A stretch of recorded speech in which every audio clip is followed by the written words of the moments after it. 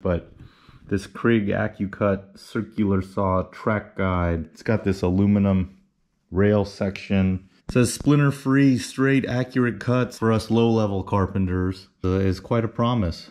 So it says it has a universal sled, easily attaches to your circular saw. Precision saw track. It has a carriage for the saw to attach to and slide down the track. Anti-chip, anti-slip, and up to 50-inch cuts. Stay in place without clamps. Well, that's another bold statement. Attaches easily to your saw. 100% support through the cut and left or right blade saws. And it has a side cut. You can see here. Little bit of support for the side. So just got this open.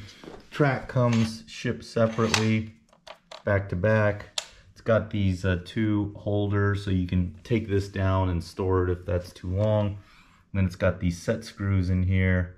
One thing is these set screws are not hex or Allen. They're like a really small Phillips. Kind of annoying trying to find the exact one that works, and I don't know, I would have preferred hex there, but went together okay. You slide this starting block, they call it, into one end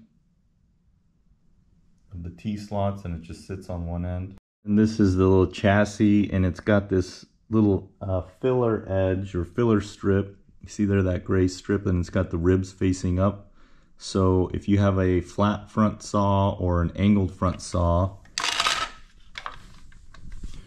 mine's got a little bit of a radius to it, so mine would be an angle saw, or an angle saw with an angled leading edge. Thing I'm noticing, this thing is engineered actually pretty well. These 2 points here with set screws hold the saw on the carousel, and initially the set screw from the factory came, or the clamp came in this hole. There's another hole with a captured nut, so that fits much better than from this angle. So keep that in mind, that there's two other points here to get your set screw in. This little gray piece here, this is an index, so if you remove your saw, then you can just pop it in later and that piece will tell you exactly where your saw goes. So it has this I don't know if you can see in here, but there's this blue guide trim, and my saw blade is resting right on about, they say, a 32nd, and then it's got this pointer, almost like a cursor they call it, or crosshairs, and this side guides where, so you just have a good visual representation of how to get it back in this track. So again, pretty nice engineering here. They're obviously master carpenters, much more skilled than I can even imagine. But put this on, make sure that your saw cover moves freely. Mount that up a 32nd, get this guide plate in, and then get this cursor lined up exactly where your saw blade is represented on the trim piece that you're gonna cut off. Got some nice accessories. They got these track clamps, so you can clamp underneath, and they also have an expansion pack for a longer rail piece. The thing about this plastic piece they put on the end here is that they say it'll prevent splintering on the board, and it'll minimize chip out, because then you have this surface sitting on what you're cutting. So that's also a nice feature. Dewalt Express table folding workbench is actually pretty nice. But one thing I found, it's a little bit easier with these Bessie clamps. These are at Home Depot right now. You get a 4-pack for $20. They're on sale. I had to get the rivet out so that these can slide in a little bit easier. Table has these holes, and then it also has an X grid in the middle. Sled on, get your sled on, check the alignment. My line is right next to this blue line. Make sure it's square on both sides. Would be ideal to clamp this track, but this setup, I'm not going to do it. Get your saw blade to where it protrudes about 1/8 of an inch, and I've got some waste wood underneath there. And then the other nice thing is it's got this little tab that pushes the guard back. So I've got everything set now. Make sure that this is in the track. You can be off the track a little bit. So here we go.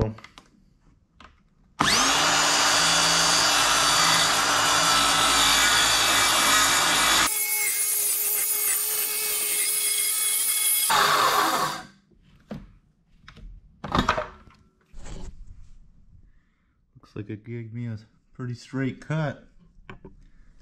So we'll set it up now to cut that other line. So just checking my line here. Looks good. Set the saw on the rail.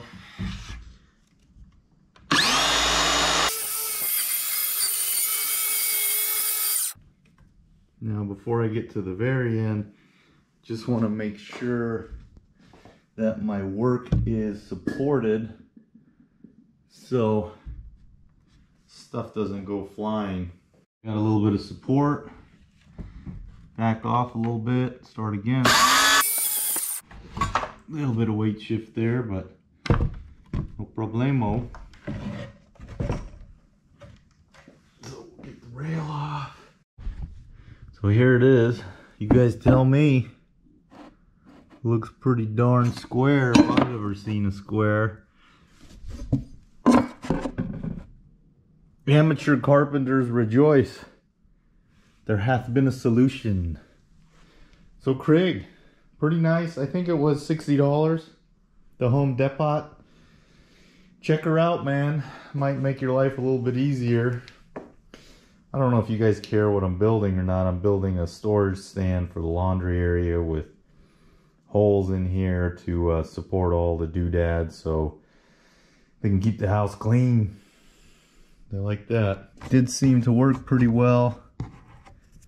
Got some of this blue crap everywhere, but if you're stubborn like me, you may not need a table saw after all. I guess if you're interested in what I made here, it's just gonna be a little holder for brooms and stuff. Got these 4 legs in. I mean, it's just a utility thing, but I guess I'm here, I might as well paint it. Then I'm going to use the hole saw, cut some holes in it, and probably put a second rack just so everything's not floppy. Milwaukee hole dozer, 2-inch. Put some holes in here, ended up painting the support legs. Then get this table set up. Cut this middle insert, put holes in it, and it should be pretty much ready to go. Bottom piece, put it underneath here, clamp it, and then you can hole saw or draw them out and then hole saw. If you're getting a little bit of kick out, try setting your drill on a higher speed setting. These have an RPM that they like, and they work much better at a higher speed. Too hard either, just kind of let the bit do its thing and give it some even steady pressure. If you push too hard, you will get kick out.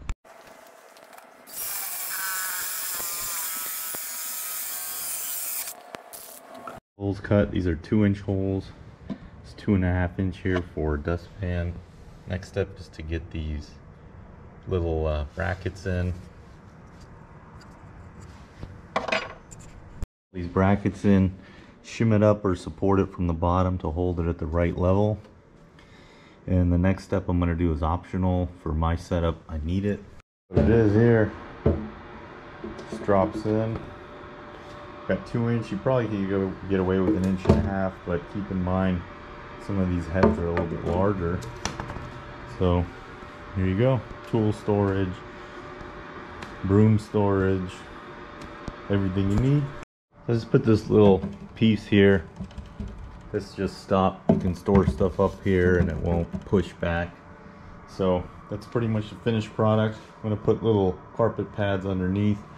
My level is not 100%, but it wasn't easy cutting these 4x4s, so Here it is. So here it is in the little cubby spot. So got this filled up now, the little broom holder, little dustpan back there, and that second hole keeps them upright. So pretty nice, pretty easy project for amateurs like me and anyone out there who is looking to stretch their woodworking legs and also build something functional. Thank you everyone for watching. Please do subscribe to the channel. We appreciate your support.